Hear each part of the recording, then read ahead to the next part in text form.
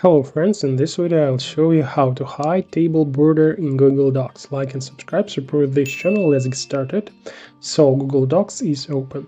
Select the cells of the table that you want to hide. It can be the whole table or part of it.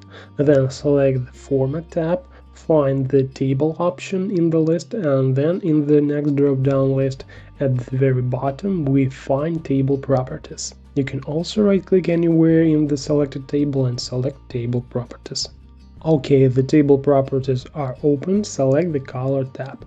Under Table Border, select the border color icon and choose the color of your table's background, probably white.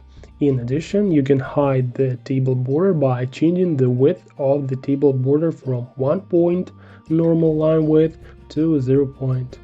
That's what we got. The table is there, but there are no borders. Now we know a little more. Thanks for watching.